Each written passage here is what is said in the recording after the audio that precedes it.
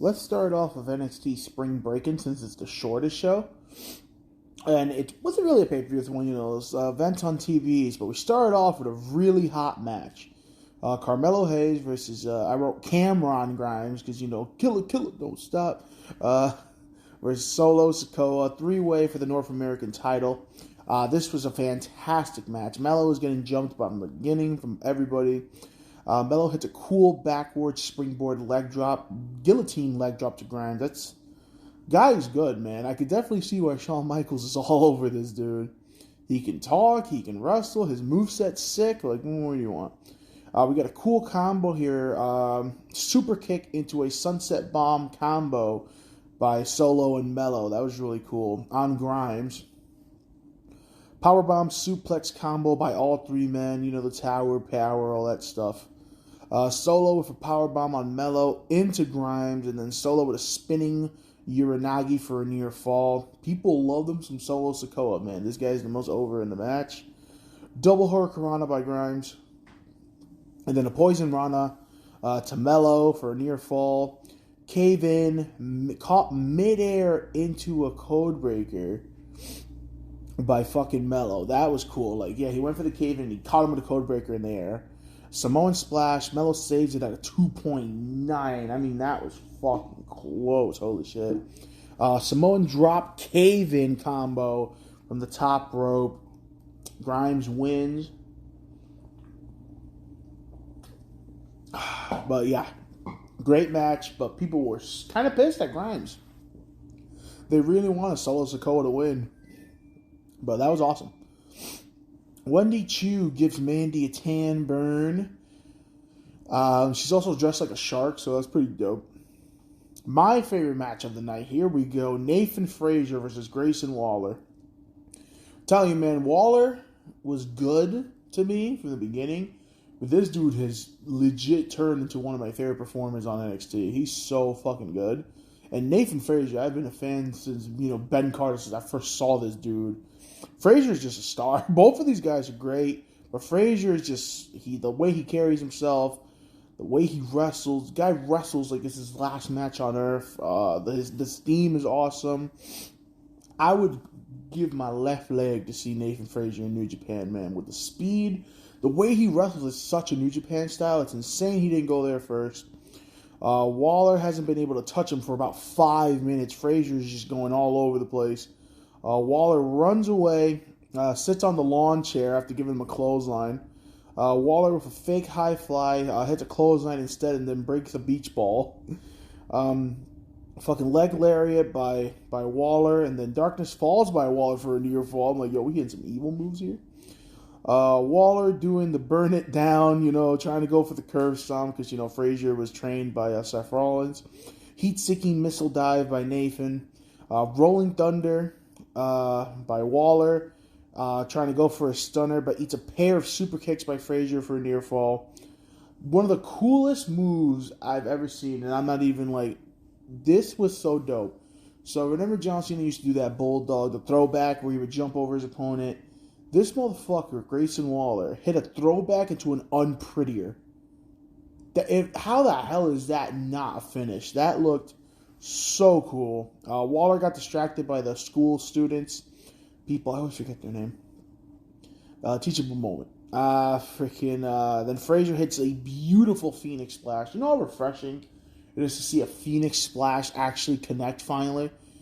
Combined with Kenny Omega, combined with Cody Ibushi, combined with Seth Rollins, nobody fucking connects your Phoenix Splash. So it's so dope to see something connected. Yeah, this was the highlight for me. This is awesome. We got Legado del Fantasma and Tony D having a family meeting. This feels really good. It was filmed like a mob movie. Tony is trying to make a truce, and then Santos wants none of it, and then Santos changes his mind, and then they make a truce. Both of these guys are stars. They're both great. I like this feud. I like everything about it. A truce is made, but Santos seems like he's lying. Then Tony seems like he's lying. So later on in the show, they kidnap of Tony D's guys, his consultant. So this is going to keep going. Nikita Lyons and Cora Jade versus Natty and Lash Legend. This is very bad. This match is horrible. I'm sorry. It's bad. It's bad.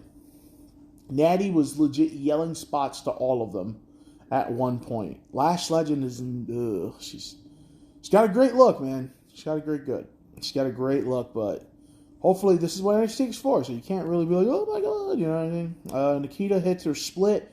Then Jade with a top rope senton for a win. That's it.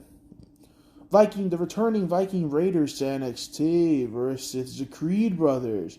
Power on power here. This is also a good match. Brutus with a big club and blows. Ivar with a splash on the outside floor. That was cool. Beautiful Saito suplex by Brutus on both men. Eric with death row. So cool to finally see him use that move for a near fall. Ivar with a sit-out tiger bomb. That looked awesome. Fucking Julius with the Kurt Angle superplex on Ivar. You know, where he jumps up there like a maniac. Eric with a pair of big knees for a near fall. Roddy hits a jumping knee on one of the Vikings. The Creeds did not see it. Julius hits a sliding clothesline for the win. Very fun match here. I'm telling you, this Spring Breakin' was a very good show when it came to wrestling. The Creeds are pissed at Roddy. Roddy's telling him to shut up. You know what I mean? So we're at the end of the diamond mine here. We already lost a lot of people. So main event time. It is Joe Gacy versus Braun Breaker. Joe Gacy lost his Harlan, so it's just him and the Droids now. Gacy is still playing mind games. Gacy with a perfect Desmond Wolfe rebound clothesline on the outside. He does it exactly how Nigel McGuinness would. Gacy is going nuts with the headbutts. Gacy goes for a dive, but Braun hits him midway. Gacy with an Alabama slam and then a sit-out powerbomb, but Braun kicks out. Braun hits out of nowhere with a big spear and takes out Gacy. And that's it. I really hope Braun's not using the spear as a finish because I'm sick and tired of seeing spear. Even though Braun Breaker has probably the best spear in the business right now, but I like he needs a new finish, but not that. A spear, no more spears, At the end of this match, I'm just like, people need to put some respect on Joe Gacy's name, dude. This dude is so fucking good. He's so smooth. Like, it's a shame that no one talks about how, like, good this guy is. This guy is really, really smooth, and everything he does looks great. He's got a sick finish. He's got a great theme, and everybody just keeps calling his man Bray Wyatt. Like, I get it, whatever, but why? Just because, you know, you make something your own, you know what I mean? Like, I think Gacy's making him his own. Like, the Druids and shit, whatever, but him just being, like, a peacemaker and the hugging people and all that shit, I feel like this gimmick's pretty cool. I like it. But two guys with masks come out and they close out the show with that. But if you watch after the show, he gets taken away and basically Braun Breaker is kidnapped.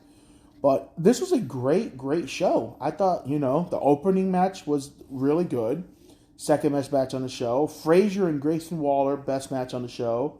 Legato and Tony D continue. The only thing was the women's match that was really bad.